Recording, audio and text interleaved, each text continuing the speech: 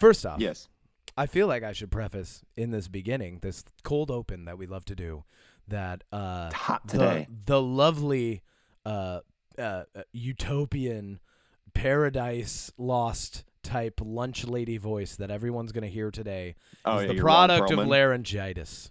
Was it I laryngitis? am not, in fact, I'm still Kevin Miner. I'm not, in fact, Dolores, your beloved lunch lady of years past. Dolores is here. Although I may sound like it, I'm on the upswing from it. I had no voice on Tuesday. I had no voice. I remember. It was the worst. It's like the one day you didn't call me. I was living like, okay, you remember the Twilight Zone? Yeah, of course. Remember the episode with the guy who just wants to be left alone to read and then he breaks his glasses? Oh yeah, Futurama did the spinoff or like the parody where he loses everything. Yeah. I had that like experiences like in the past couple weeks in that I got like the lead role in a musical and then immediately lost my voice.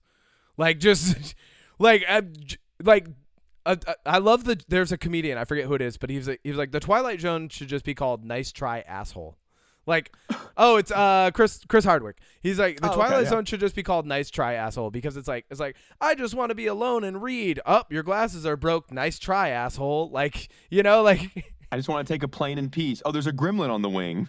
Nice try, asshole. Like, and for me, it was like I just want to get back into musical theater, and it was like, cool, you're gonna be Gomez Adams this fall, but you're gonna lose your voice next week. Nice try, asshole.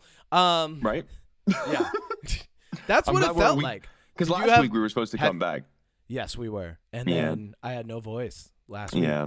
This has been a battle, man. But I've been on like cough drops and just everything getting into this. And then like so because of last week, now we can't even talk about like we missed the opportunity. Barbenheimer. The hype's already gone for Barbenheimer. But there's a better movie to talk about. There's a better movie to talk about. It came and went.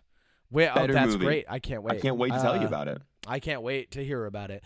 Okay, so hold on. Okay. Let's chat just a little bit more. Let's catch each other up, right? On what? I have more news for you. Kevin's got some news. Wow, I hate this season already. All right, that's the beginning. That's where we go. All right. Are you ready to clap? Yes.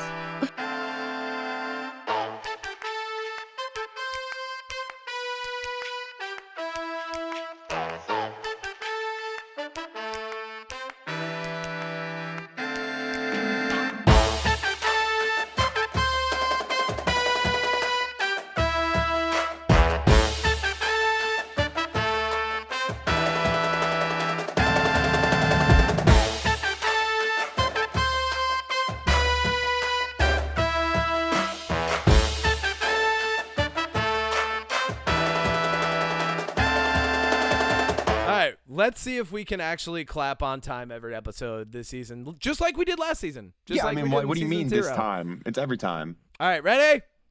3, 2, 1. Great job. That sounded close. We are on point. Welcome back to the UnPop Podcast. My name is Dolores, a.k.a. Kevin Miner. I am the captain of this cafeteria, and my chef with me, I forgot him. My chef with me as always is Odie, the Bear Matthews, they, them, the wow. chef. That's a reference for you. You're Odie Fack Matthews. That's what you are. Hell yeah. I love Maddie Matheson. Because if I'm the captain, then I'm the bear. You're not as mean as him though. You're not as mean as Carmi. No, you know what's actually really sad about that show? Is when he gets to talking about his brother. I was like, oh shit, that's a lot of like what my personality was like when I was like drinking too much. I was like the guy who would come in like, and I would like brighten up a room. But then I feel like when I left, like people were like, yeah, he was like really excited and he made us all feel good. But does he actually like any of us? Like, do we know anything about this guy? Like, was it all show? What I do want to it? talk about the bear, but let's save that for the jam section. All right, cool.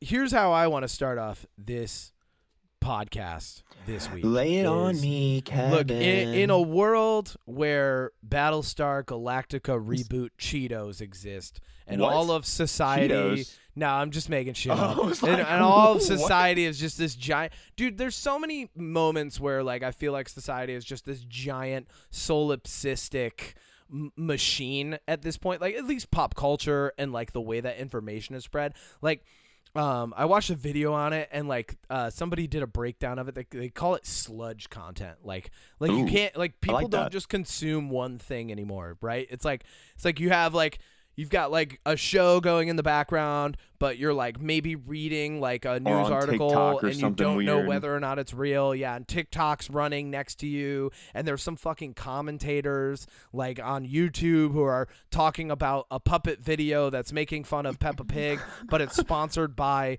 like fucking NordVPN. Doritos. Yeah, or like everything's sponsored by NordVPN. There's so many things that are sponsored by NordVPN that I'm like, how is NordVPN not the bad guy at this point? Do you How are wanna know they what's- not the secret cabal that's actually taking all of your information? Like that's what I emailed think them it is at this about a point. sponsorship. Did you? I emailed them literally a couple days ago, so I'll let you know next episode. what Look they into say. that. I've been looking into sponsorships for my YouTube channel. I got my first ever sponsorship for a video coming up very soon, so I'm super stoked about that. Wait, hold on. Let's do this. I want Okay. you to say that again, and I'm gonna play the party time music because I Party love time. the party time music. Why don't I just sing some Yeah. more? No, just Okay. announce that you Want me to have a sing it? sponsorship. Okay, I'll just announce If it. you must, Odie, I know, but I did get, I got go my ahead, first sing ever, your sponsorship. first ever paid sponsorship. Woo! He's got the yeah, everybody. He's got the This paid might- sponsorship. This singing thing You know- might not last much longer. 'Cause No, I don't hate think it will. I hope me I either. hope my Ron Perlman impression eventually stops. Like, Yeah, me this too. This would be great. You know what's great? I was gonna come in and be like, Ron Perlman and I were hanging out. This actually isn't.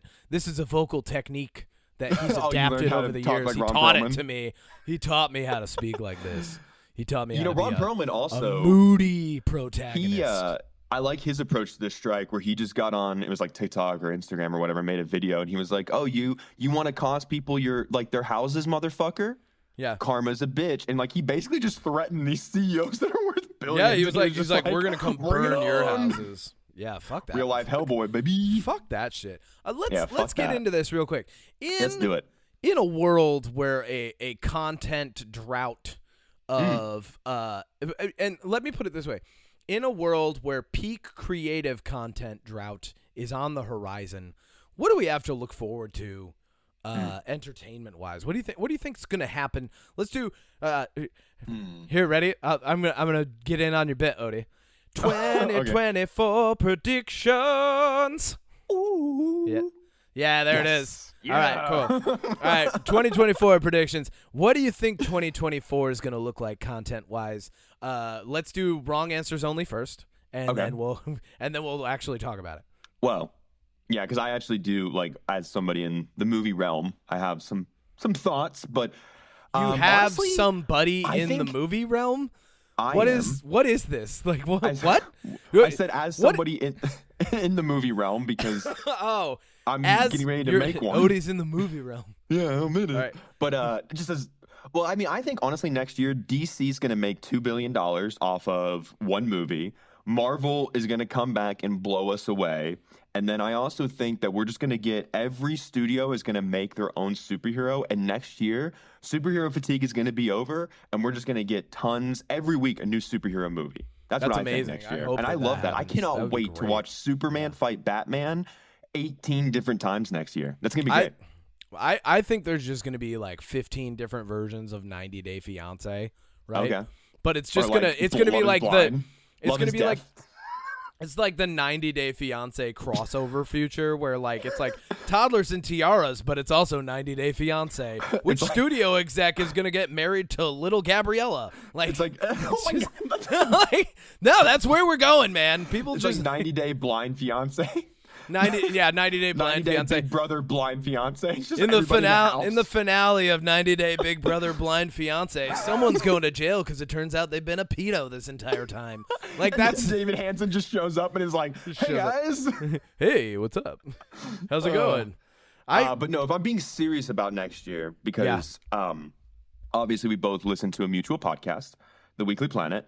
But outside of that, I've just been listening to a lot of different podcasts and interviews and people having conversations around it because, I care a lot about this industry. I love this industry. Yeah. And I think that unfortunately we're going to see a lot of similar results as the last writer's strike. I think that unfortunately a lot of good TV shows are going to probably get canceled no matter how well they've done because that's just what happens. Yeah. I think we're going to see a lot of movies that unfortunately things like Dune Part 2, which is supposed to come out this fall, could get pushed an entire year, which will really hurt that movie because the first one underperformed. There's already been a gap.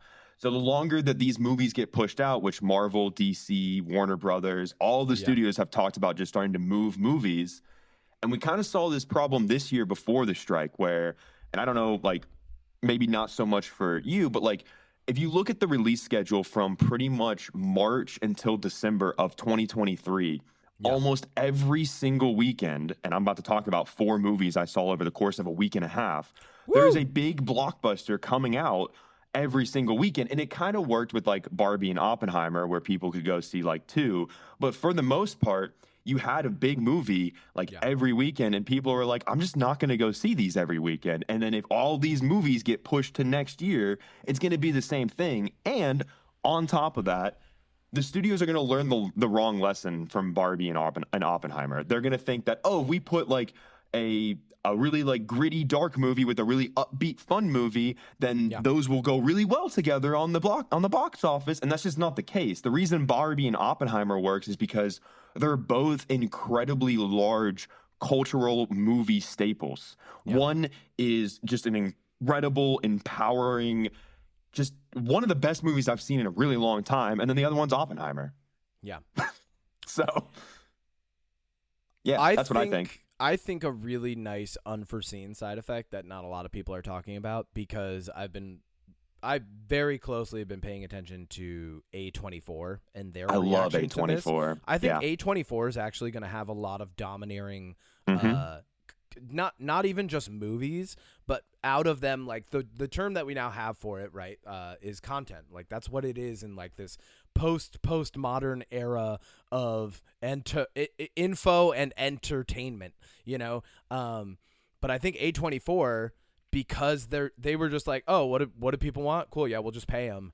A24 is continuing, and so what's going to end up happening is the discourse around entertainment, and specifically I think in the movie realm, in the longer form, let's call it long form entertainment at this point, right? Because like you have short form entertainment, which I would categorize anything from like video essays to TV shows that are up to and or under about an hour, right? That's kind of like short form now is anywhere from like 10 minutes to an hour, 5 minutes to an hour, really. Yeah, like YouTube and then you have to like 45-minute TV shows. Yeah, and then you have micro entertainment, which is like probably the worst thing that's ever happened to human civilization. Well, I mean, really, like if we're being real, let's break it down. It started with Vine, and Vine was super entertaining, but it was only entertaining in that it was its own thing, right? And even Vine, like, I don't think people were like as addicted to technology as we are now and as addicted to social media as we are now. So like Vine, like you would get on and it's not like you would doom scroll. Like you would just 6-second videos. And we have these terms now. We have binge watch, binge scroll, like people binge consumption. They only binge consumption. And so I think long form entertainment, which is like it's becoming more of an artisanal art style, something that's more curated than ever before, at least on the more independent side of it. And I know A24 is kind of like they're on the verge of being less of an independent thing. It's like the Lumineers when they blew up. Like so it's like Blumhouse. So this long form, or even Bad Robot, right? So this long form. That's J.J. Abrams, though. That's a pretty big company. But it didn't start that way. Oh, yeah. It started small and then it outgrew itself. So like as they're approaching this, like that curated style of long form entertainment, I think, is going to be dominated by the people who made the right moves during this writer's strike. 100%. A24 just being one example. I don't have any others because like it's not like I'm like perusing the internet looking for info on this. But okay, great. Well, that's good. But ultimately, I think that's going to be a really nice side effect. Like I'm trying to be an optimist about this. 100%. And, going back to how season 0 began for us, like, the world is absurd. Like, this is just where we're at. And I think the more we embrace it, the more, like, we answer absurdity with absurdity, the better off we are. Insofar as entertainment is consumed, concerned, the more we answer that with absurdity. Like, I think, you're going to get into it in a moment, but, like, the Barbenheimer moment of culture, first off, let's be real. It was more of a Barbie moment. Oh, Barbie outperformed it like by 3 times. Secondly, yeah, everybody called it Barbenheimer, but like really, like it was Barbie Oppenheimer. And Oppenheimer. Oppenheimer is like an art house expose about I have thoughts on American like industrial military complex. It's not my favorite. Whatever, but like ultimately, it was really more of a Barbie moment, and Oppenheimer kind of hopped on as a backpack. It underperformed, but this is where we're at, and this has been happening for a long time. Like, I remember when I first started really like disliking social media, and I've kind of come around to the point where I'm like, okay, I really didn't like it. I took long breaks from it. I created a healthier relationship with it. And now that I'm back around to it, and I kind of see it more for what it is, like this, it's another form of consumption, and it's not a very meaningful form of communication. And some people might, I think, actually not some people might, a lot of people do go, but I've just had, like, how often do you hear, I just have Facebook because that's how I keep in touch with people that I don't have touch with a lot. And it's like, do you though? Cool. Well, yeah. One, bullshit. Calling bullshit on that. That's what I'm 100%. I'm going to call bullshit anytime anybody says that.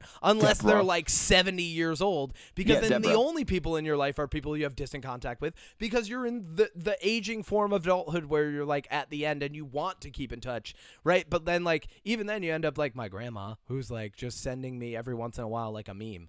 And she doesn't know that it's called a meme. So I say, nice meme, Grandma. And she's like, what's that? Anyway, but like... But first, like, so, that. Like, so, people are saying, like, that they just have this but it's not a meaningful form of communication. Like, people are saying that they're using it for meaningful communication, but they're not.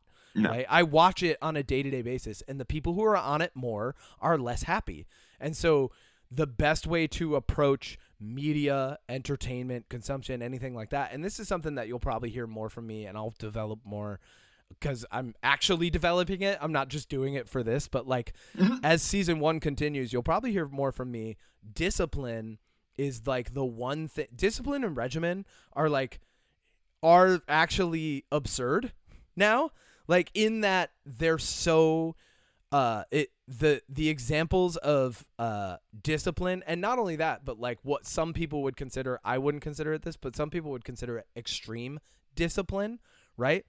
And regimen are so absurd an answer. They're almost counterculture at this point. To be disciplined and regimen is almost counterculture because everything is impulsive. Everything is in the moment. Yeah. Everything is a trend. Everything that comes forward is a thing that like 5 million people do. A bunch of people hop on to get the views that they need to continue their social media platform. And then we just move on to the next thing. And it creates this form. And I talked about this in episode 0 of season 0. It creates this form of cultural schizophrenia that we're just living in. And so like the most absurd thing that you can do now is to have discipline and to have regimen and to have like actual, not in just a therapist speak sense, but like healthy boundaries with entertainment and media and just interaction in general. Well, we've had this conversation. Excuse me. We actually, I mean, you and I just talked about this yesterday. I mean, literally, I said besides the movies I went to the theaters to see, because that's an experience for me, like that's an event, that's a way to get out of the house. Yeah. Besides that, like, and watching The Bear, which I only started watching because you and my other friend Mark were like, hey, you worked in the restaurant industry. Oh my God. Oh, you were a cook. Crushed it. And then I was like, oh, I'm going to watch this entire show in like 3 days. And now I'm rewatching it because Goose walked in on like episode 6 of season 2, the really long flashback to where like all the no spoilers, but like all the characters are there. I haven't seen it yet. Never mind. Anyways, yeah, I'm rewatching it again. But no, like I think you're right. I think that when it comes to the Barbie Oppenheimer thing, Oppenheimer did well, and it didn't underperform. It did pretty well for a Christopher Nolan thing. But I want to start with that real quick because I want to get Oppenheimer out of the way because you said you were going to see it because back last season we went over like movies that were coming out this year. Yes. And you said you were going to see Oppenheimer. I said I might, but I probably wouldn't. Yeah. I did not go see Oppenheimer, and I'm not going to see it in theaters, and here is why. And I know I'm going to be in the minority on this. Oh, hit me. Hear me out. Yeah. I love Christopher Nolan. Yeah. I love everything about this movie. I love the cast. I love the direction. I love the cinematographer. I love the style, the aesthetic. My problem is, from what I can tell, this movie... Let me back up. This movie's perspective is through Oppenheimer's perspective, right? So there's things that happen in the movie, apparently, like the bomb test site, they kick out the natives, right? But they don't mention that in the movie. They don't mention a lot of the atrocities that happen because it's all supposed to be through Oppenheimer's perspective. Yeah. My problem with that is, from what I can tell from people that I know personally that have seen this movie, is that all this movie really does at the end of the day is paint Oppenheimer like a victim. And hear me out. Here's my problem with this. Okay. As smart as this man was, you cannot sit here and honestly tell me if the U.S. government in the time of war came to you and said, hey, we want to make this super weapon, a bomb, to blow away our enemy. You cannot sit there and go, well, I didn't think they weren't going to use it. What is the point of building a bomb? Because here's the thing. This movie shows Oppenheimer as like, he's being glorified as like creating this bomb to end the war. And he's being shown as this person in the end that's like, oh, I didn't know they were going to do that. Oh my God, they used my creation to kill innocent. What the fuck did you think was going to happen? If someone came to you and was like, hey, build me a custom race car because you're the best mechanic in the world, do you think they're just not going to fucking drive it? Well, okay. Allow me to answer that. I understand your perspective, but in an era where, and this is the 1940s, in an era where the only form of mass media touted propaganda that glorified your country, right, and demonized anybody against it, I would say that his perspective shift over time and the realization that may have come for him as a person came much later than you or I would have had it. Like we don't consider the luxury of fast information that we have today because information back then was so slow and perspectives were so different. And I'm not saying it's a different time. I'm saying literally they knew less. So like he might have actually been like, yeah, I'm going to invent this thing. Hopefully we never need to use it, but that's the my U.S. problem. needs something to defend itself. But the movie doesn't I get do that. That's your problem. But the movie only shows. Well, let's see it first before we say the movie only, right? Well, I mean, let's form our own perspective. Okay, but here's the thing, and this is ultimately where my point comes in. Okay. I know that there's things that happened in history that Christopher Nolan left out that should have been included. Things like displacing the natives on the bomb testing site. And the reason that they didn't do it is like, well, it's through Oppenheimer's perspective. He wouldn't have known about that. He wouldn't have cared. Okay, and that's fine. But if we're going to make a movie about a man who created a bomb and killed a lot of people and like displaced people on American soil in order to make this bomb, maybe, just fucking maybe, Christopher Nolan, in a time where that is kind of important, maybe a throwaway line, a line or anything to kind of show the other side. Because from what I can tell, and I will see it, and maybe when I see it, when it comes out to streaming, my opinion will change. But from what I've heard and what I can tell and reviews and movies and videos I've seen about it, it only shows you Oppenheimer's perspective, and it makes you supposed to feel kind of bad for him. And I don't want to feel bad for somebody like that. You're saying that you think, from what you've heard, that the messaging is wrong and maybe irresponsible.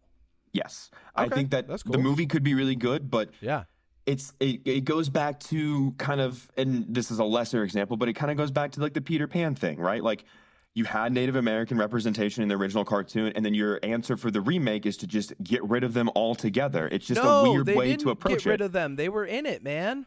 For like one scene. That's all they needed because the rest of the original was like super racist. But you know, Like, but yeah, you know where I'm going, Odie, right?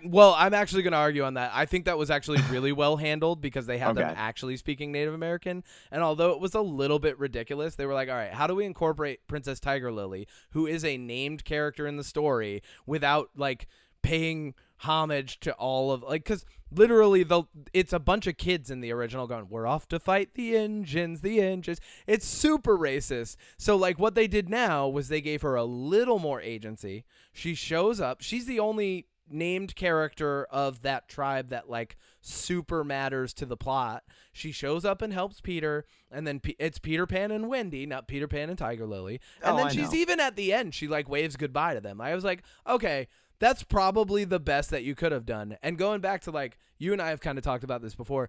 As a creator, if a studio comes to you and they're like, we want you to redo this story, and you're watching it and you're like, oh, this is super racist. This is from old world Disney where they didn't hide the racism. This is new world Disney now. How do we scrub it a little bit? I mean, it's a little bit of a palimpsest, right? You're kind of erasing the history that was there. And I think this is okay in entertainment. Like, yeah, erase the history that was there a little bit. Tell something different. When it comes to Oppenheimer, completely different idea, right? Because you're right. Yeah. They should at least mention it. But yeah, like when it comes to like redoing things and doing them a little bit better, I think as far as Peter Pan and Wendy goes, like they actually did a good job. A bad example that was a bad on my example. part. Okay, let me think they of another did a good one. job. Yeah, okay. Well, I haven't seen it, but you haven't seen it? Peter Pan. Why would I watch Peter Pan and fucking Wendy, dude? Why are you coming in with these super strong opinions about things you haven't seen? It was okay. Well, for one, that's not really an opinion. If there's video essays and people talking about how it's kind of distasteful, that means that you're just coming in with the opinion from the video essay without actually doing any research and like watching it yourself and formulating an opinion. Going, okay, let's consider this perspective and my own. Like I'm just saying like I don't think you really need to consume content if the message of the content is pretty clear. Like with Oppenheimer, like the message is pretty clear. Like people said, hey, they left important details out. You don't have to see the movie to be like, hey, those details should be in there. Well, no, I don't think that you have time for all the details in a movie. Like I'm not even just playing devil's advocate here. I actually think like I might watch Oppenheimer and be like, that was 3 hours and they got in everything that they possibly could. And if this opens up, and this is me being an optimist again and maybe a little absurd, but like if it opens up the conversation of like, hey, like Native people were actually pushed off of that land, I think that that's a good thing anyway already. Like, I think if it opens up the conversation, because we have a different perspective than like if Oppenheimer was made any like 90s, 80s, 70s, right? If a movie like Oppenheimer was made, it would be made, and it was made the same way that it was made today. Like people wouldn't even have the conversation about the Native Americans. So I think that that's actually like, it's a comment upon how far we've come personally outside of the realm of entertainment that like that conversation opens up at all. You know, so like I think that it's doing a good thing in that like we're having the conversation. Should things like that be included? I think that's up to like the writer or director. Ultimately, well, here's the thing about that, right? So let me piggyback on your whole. We're having the conversation. Hit me with it. An average person that just goes to the movies and watches a movie and maybe doesn't Google the person or knows anything about the person, because I would say that the average person, especially when this movie was released overseas, does not know the story of Oppenheimer, right? No. The only reason I know that people were displaced in the land is because I looked up and did some research on Oppenheimer when I first saw the trailer. Okay. There's a lot of people out there that would not and will not know that because that conversation isn't happening. We're having that conversation because we know about it. Yeah. But the thing is we already know about it, so that's why we're having the conversation. Yeah. There's not a lot of people out there that know that happened and know that it's not in the movie, so that conversation isn't happening. In my opinion, and I'm not saying that Oppenheimer's a bad movie. Again, I still want to see it.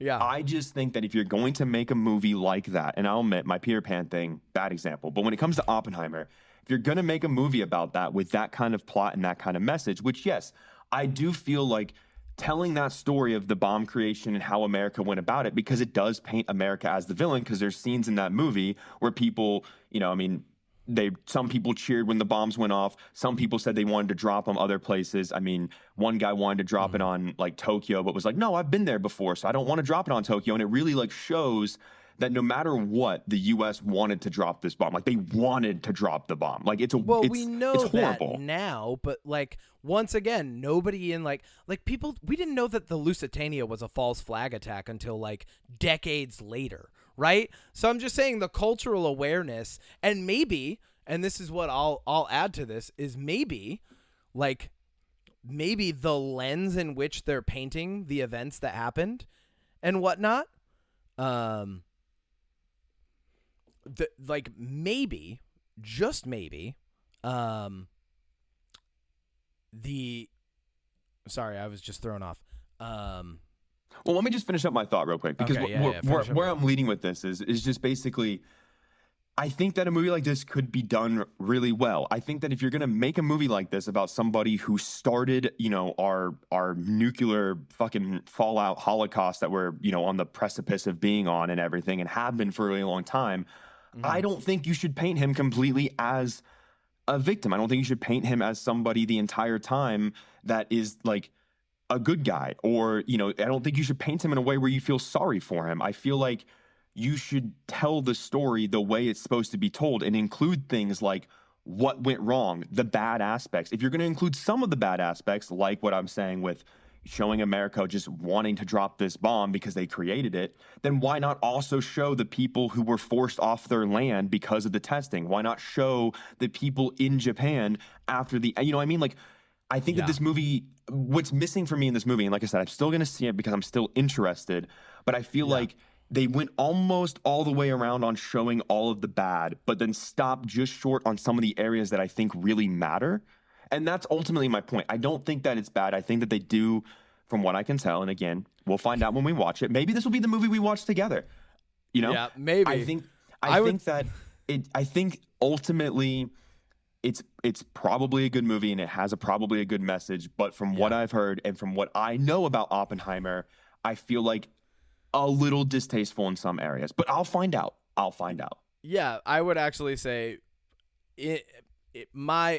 to you, like on a friend-to-friend level, what I would say is like, if you watch video essays and the conversation around it is all the things that were missed, you should 100% still watch it with a critical lens, right? So like for me, I'm not one of those like I see all sides type thing. Like I'll probably watch it and go, oh yeah, they've skipped some really important details. And that happens a lot. But ultimately, maybe, and this is like, maybe that's because there's a different movie that needs to be made that highlights that, right?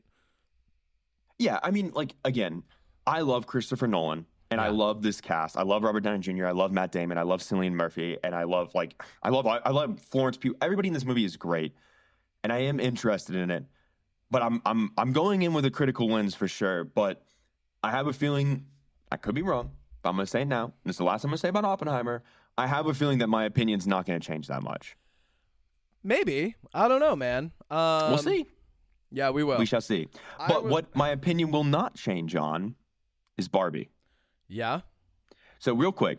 All right. I don't know if you've seen it yet. Have you seen Barbie yet? I have not. Feel free to give me the rundown because you know how I am. I'm going to watch it anyway at some point. Yeah. I want to keep it brief because this isn't really my movie to talk about. I stand by that. This movie is a great, incredible representation of not only like what women go through, which is why I don't feel like I can completely talk on it because the messaging is more for them. But there's also aspects of this movie that touch on like men that don't have a purpose and just kind of follow the status quo.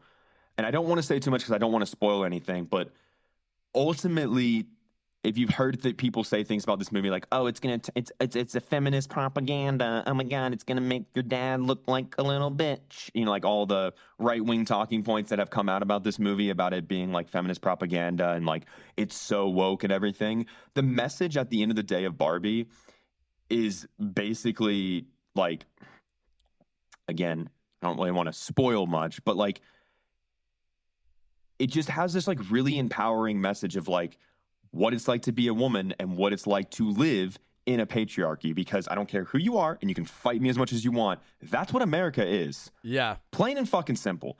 And this movie does a great job of showing how fucking stupid that is. Okay. I mean, I like it. I like that idea.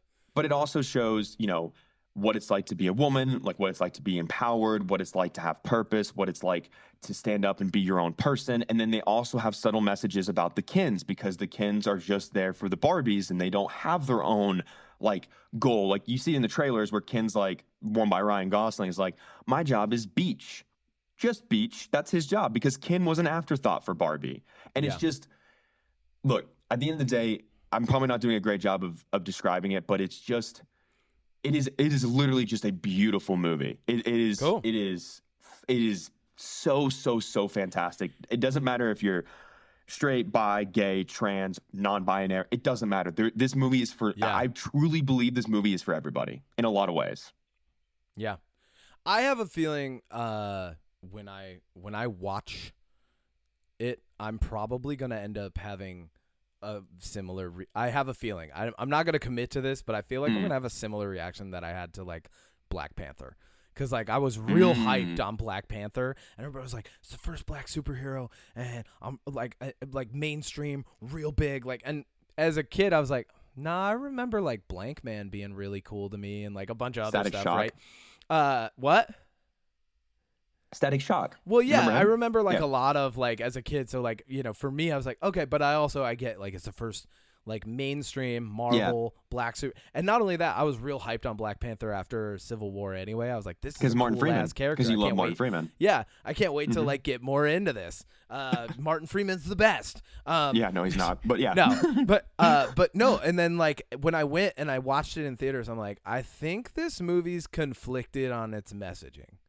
Like I think movies like Black Panther and like Barbie get so wrapped up in the message that could be sent that they create these little like logical loopholes that exist in the messaging, or rather I would call them inherent contradictions. So like Black Panther, it's like it's all about black people being oppressed, and like and this is our first film, and it's all about black people supporting each other. And then what happens is Black Panther's dad murders Killmonger's dad. Killmonger essentially engages on a revenge plot, but his revenge is, I'm going to arm all of the oppressed peoples of the world. And the Black Panther, who is a literal king, says, no, you know what? I don't like the fact that you're arming, in the whole movie, he's like, how do I balance being a warrior and a king? Do I fight people, or do I actually behave like a king and have benevolence? And like the whole film, he never learns any benevolence.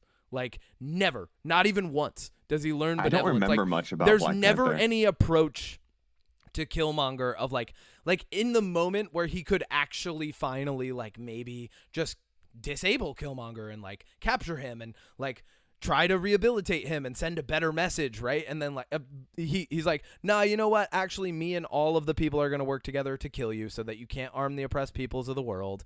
Good luck. I'm still the king. Even though you beat me in combat, I didn't actually die, and someone else saved me, so I'm back and I'm the king and I win. And like I was like, this is fucked up. And this is, once again, this is like it's a property movie. It's a franchise movie. And going back to like the absurdity of it, I left Black Panther and I was like, I think Killmonger was the good guy. I think as a person who exists in a society where like oppression comes from what seems to be an overpowered source that controls resources, I was like, I think Killmonger, who was trying to distribute those resources a little more evenly, might have been the good guy. Although he was going about it responsibly, making him an anti-hero, I think he's the actual hero of the film. And then in Barbie, once again, a franchise property that's probably going to send a lot of messages, it might end up being so about its message of like equality and freedom and like female empowerment that it ends up kind of like putting its own little plastic doll foot in its own mouth. Also, I don't think a lot of feet in this film. That's fine. I will let you know. There's not a lot once of feet I see it. There's not a lot of feet in this movie. That's I heard there's a lot of feet. lie. No, I'm just kidding. No, see, I can see where you're coming from with that. Yeah. And I don't remember much about Black Panther, so I just don't remember much about that movie. It was like 5 years ago. But I will say with Barbie, I don't think it does that, because the way that the message is sprinkled in, it's literally from start to finish. It's just like, here's a little bit, here's a little bit, here's a little bit. Oh, you think it's going like quite literally the way you think that this movie's going to go about like 30 minutes in, it then does this really fucking awesome hard right pivot into what it's actually trying to do. And the trailers didn't give any of that away. And the way that it like kind of does the message is little, here it is, here's a little bit more. And then like at the end, it kind of wraps it up and you're like, oh shit, like this is what it was all kind of about. And what I like about Barbie is there is like one big message, but there's also a lot of little messages. Like I said, like the message at the end with the kins and stuff. And which is why I think that if you're an AMAB person and you go in, the kin message might speak to you. And if you're an AFAB person, then maybe the Barbie message might. Or if you're one of those, maybe there's a couple other messages in there that might, you know what I mean? Like, okay. I feel like it does a good job, and you need to see it and then we can talk about it, because I'm going to take your word for it. You should. I'm a little skeptical because like whenever a movie really tries to hand out a bunch of big messages, I usually kind of leave going, well, how well did that come across, and did everybody get the right message? I'm curious what you'll think about it, because I really do stand behind. For one, this is easily in my top 3 movies this year. But when you look at the movies that have come out this year, it's not that hard. I think I don't even know what's in the top for me this year. Asteroid City, Barbie, and Across the Spider-Verse, top 3 right there. Across the Spider-Verse is up there for me, but like the more I think back on it, the more I'm kind of like, that was more like you know how I was talking about sludge content? Yeah. I feel like Across the Spider-Verse is like, it's almost like the high watermark of like this overwhelming amount of one property, you know, like, and it's something that like, it's enjoyable and the movie was pretty good and I'm looking forward to the third part, but after it's done, I think I'm kind of going to be like, all right, cool. Well, I'm glad that's over. Like, I might have liked TMNT. I might have liked the TMNT movie a little bit more. Yeah. Actually, I think I did. I think it would actually be my top 3 this year so far, if I'm being completely honest. Yeah. Number 3 would probably be TMNT. Yeah. Number 2 would probably be Barbie. Okay. And number 1 would be The Meg to the Trench. Let's talk about The Meg to the Trench, the best movie of the year. Talk about, you know what I did in order to get ready to talk about The Meg 2? Because I've not watched The Meg. Because I watched the first 10 minutes of The Meg this morning. Just the first 10 minutes? Just the first 10, and I got everything I needed to know. Got the last 10. Okay, that movie telegraphs everything that's going to happen. All right, let me run down the first movie. So, unironically, all right, let me just paint this picture. Not too long ago, back in season 0. You love Jason Statham, the lackey bad guy character from Ghosts of Mars. I know. Okay. Jason Statham. He's just, I don't know. There's just something about, I think everybody has a Jason Statham actor where they're like, no matter what movie they're in, even if it's bad, I'm probably going to watch it because there's just something about him. I mean, come on. I have a couple actors that are like that. Yeah, Jude Law, Tom Hardy. Yeah. Yep. Ryan Reynolds is one of them for me. Like Ryan Reynolds is a good actor. Don't get me wrong, but like he's in a lot of bad movies. Yep. So The Meg, right? This is really funny. So a couple months ago, when I was still working at my regular corporate job, I was at a hotel in Iowa. And I was there over the weekend and I was watching movies. And I was like, you know what? I'm going to watch The Meg. So I had an edible and I watched The Meg. And I've seen The Meg in theaters. And I was like, wow, like I really do enjoy this movie because, yes, it's bad. Like I'm not going to sit here and pretend The Meg isn't my favorite movie of the year. It's bad. But it's one of those movies for me that is so bad that it's like kind of fun for me because it's like, this is ridiculous. Like there's no such thing as megalodons in the real, like not in the real world, but like in the present day. Well, it's in a fictional world where the bottom of the Marianas Trench is actually a hyper-dense, hyper-cold gas layer. Yeah. The Mariana Trench is a hyper-dense, hyper-cold. The Marinara Trench is a hyper-dense, hyper-cold gas rather than pasta from the sauce. Spaghetti. Yeah. Rather than pasta sauce. And there's a giant spaghetti monster, megalodon, down there, right? Okay, but that's the thing. There is a spaghetti monster because there's a giant octopus in the second. But the first, right? Of course, why wouldn't there be a giant octopus? Because the Kraken. That's the only place to go after the Meg. Wait, does the Kraken fight the Meg? Does it fight the Meg? Okay, does the Kraken win?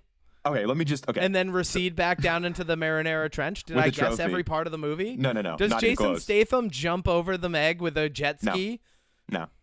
Kinda. But okay, so I watched the first Meg in the hotel a few months ago, right? Okay. And then back during season 0, when I was watching all those Jason Statham movies, I Yeah. watched it again. Okay. And then like a week ago, I watched the Weekly Planet's Caravan of Garbage on the Meg. And then Okay. I also watched a kill count on the Meg. So I've been watching a lot of Meg content. Now, Okay. let me just say this. Not only do I have thalassophobia, but I also pretty much would have aquaphobia. I don't like going in any body of water that's bigger than a small lake. And even then, lakes Wow. still freak me the fuck out. Really? I barely like going in pools. Just not Wow. a fan of water. Huh. Never really been a big fan of water. Hate the ocean. Interesting. Like the beach, don't like the ocean. That's not true. Yeah. I don't like the beach either. But Yeah. so I went in the first Meg, because you only watch the first 10 minutes. Let me just tell you what happens. Okay. They go down to the Marinara Trench. That little sub gets destroyed. The Meg comes up to the surface, and then it's basically Dwight from The Office teaming up with Lee Christmas from The Expendables and The Rock's brother from Hobbs and Shaw. Just naming all Okay. the characters, not the actors. Oh my And God! then Wait, hold on. Wait. Spoilers. Cliff Curtis. Oh, spoilers for the Meg that came out in 2018. Big splash spoilers for Jason Statham's The Meg franchise. And the Meg 2. I'm going to be spoiling the Meg 2. All right. Cool. So, right. but that whole movie, like, basically a bunch of stuff happens in the first Meg, and Jason Statham, with a little submarine, ends up gutting the giant Meg because he uses the fin that's, like, kind of broken to cut open the stomach, and then a bunch of little sharks come and eat the Meg. Now, Jason Statham, it sets it up in the sequel. He's the only person to fight a Meg and live. So here's what happens in the Meg 2. You find out that in the first Meg, like the researcher and his daughter, who is like Jason Statham's love interest. I don't know if you met her. She was the only woman character. Oh, the Asian lady? Yeah, her Okay, and her yeah, daughter. So Yeah. in the Meg 2, you find out that she passed away a couple years ago. Her dad dies in the Aw. first one. So Jason Aw. Statham is taking care of the daughter, but she had a brother that was never mentioned. Oh my God! Also, keep in mind that these movies are based off of 5 Meg books. There's books. Just letting you know. I like your face right now. We could get more Meg content. I want no more Meg content. Keep going. I do. So, anyways, the second one, it ramps it up because not only did the brother somehow find a baby Meg and raise it in captivity, but it also sets up very early on that he trained it with clicks, where if he clicks this thing twice, it goes away. You can bet your sweet Bippy that at the end of that movie, that comes back where the Meg is coming at him and he pulls out his clicker and he's like, click, click, click, click. And you're like, oh my God, is it going to eat him? Of course it's not going to eat him. At the last minute, it goes, whoop, I'm not going to eat you. And then it just swims away. There's a Megalodon out in the ocean. That's where they leave the second movie. There's just a giant great. Meg who's pregnant. Just So- a big ol' cliffhanger. But here's the thing. This is why I love this movie. Not Big only ol' does it oceanside cliffhanger. All right. size of a Meg, but not only does it ramp it up by being like, hey, last movie there was 1 Meg. This time there's going to be 3 Megs, a Kraken, and weird little swimming dinosaurs that can also walk on land. That's weird. But Wow, here's they're it really gets better. they're really jumping the shark. They even jump in more because on top of that, they Oh. create exoskeleton underwater suits that allow you to get out and walk on the bottom of the Marinara Trench. Nope, And I'm out. This is over. Nope, come back. Nope. I'm not done. It gets Nope. worse. I'm It gets leaving. worse. Nope, I'm out. Where are you going? I'm out. Okay, so then this is my favorite scene. This is early on in the movie, and this is when I knew that this movie was going to be the most ridiculous thing. They found this like little base at the bottom of the trench that they didn't know about, an unexplored section. Nope. They get inside the base, and then the bad guys starts to drown them by flooding one of the sections, right? So Jason Statham is like, I'm going to go out the airlock, and I'm going to swim around the base and come back in the other airlock, and I'll release you guys. And the little girl This is the most like, let me just explain something in a movie line I've ever heard. She's like, but won't you be crushed by the pressure? And this other girl is just like, actually, that's not how it works. It's not about the pressure. It's about the oxygen. So if he breathes out of his sinuses, the oxygen won't collapse and it won't crush him. The pressure of the water has nothing to do with it. That is not how science works. So he swims out.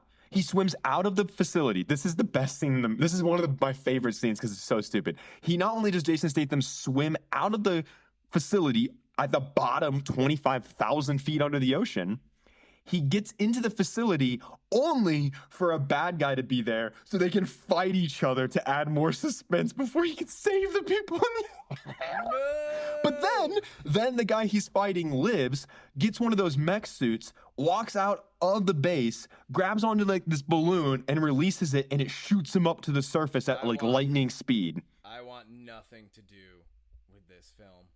And then there's a scene later on where they go to Fun Island, and on Fun Island there's all these tourists. Island? That's what it translates to. This is a Chinese American made movie.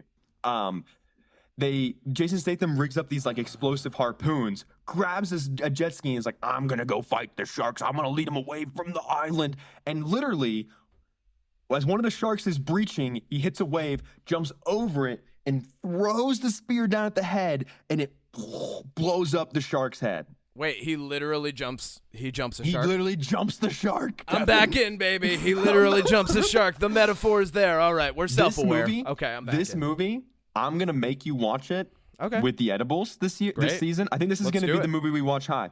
And I don't want to spoil any more because I'm not. Again, it's the same thing with like Godzilla, King Kong. That's fine.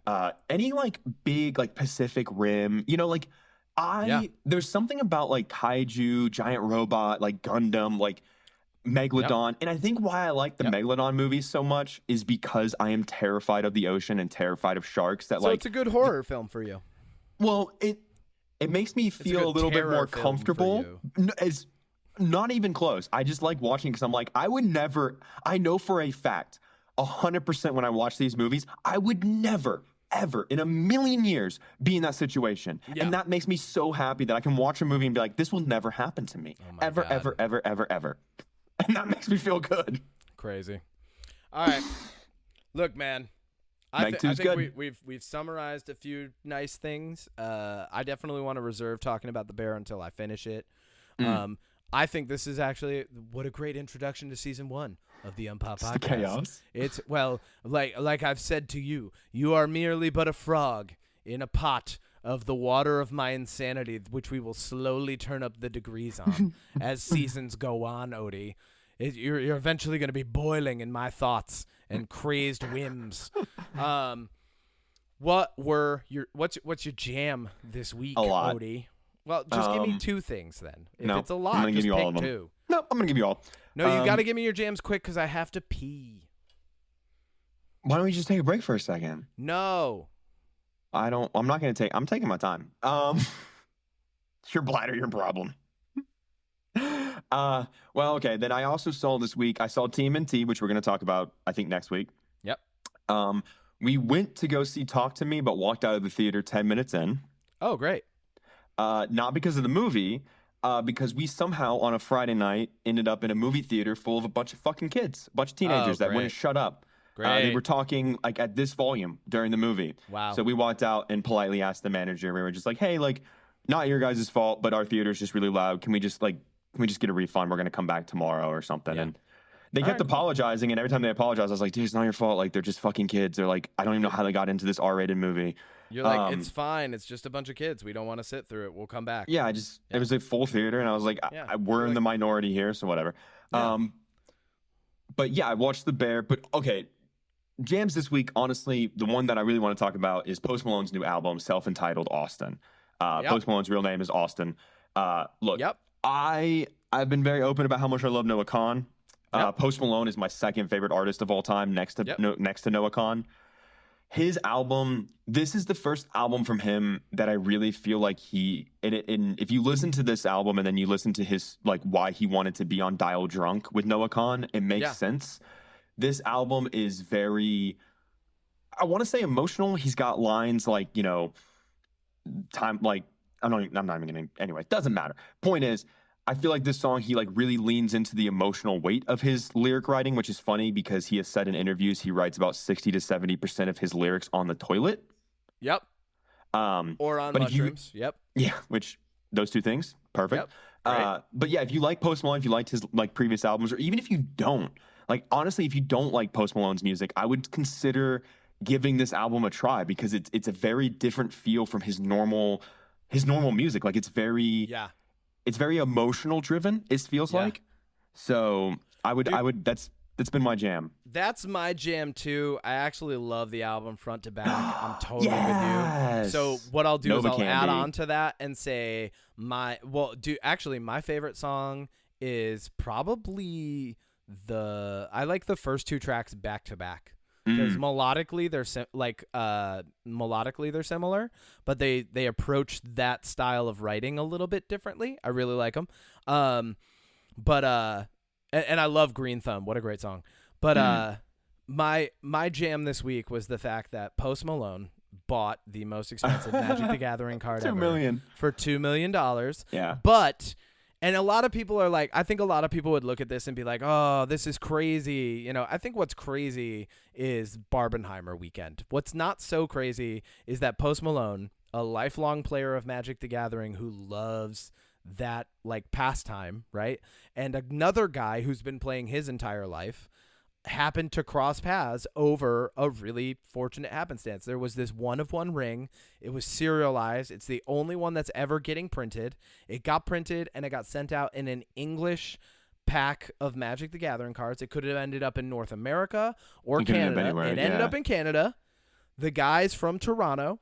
He gets the pack. He opens it up. You can see in the video his hands shaking. Like he knows, like it was a life-changing moment. It's like winning the lottery. So like, and most of Magic the Gathering, there's a little bit of like an RNG type level to it in that you don't know what's going to be in the packs. That's always how the game's been. It's been like that since the 90s. But he opened the pack that had this one card in it that people had already put out offers on of like Cassius Marsh put out $1 million offer. Store in Spain put out a $2 million offer. And he got a lawyer and said, I'm going to reach out to Post Malone and I'm going to see what he wants to offer for it. And Post Malone was like, you know what?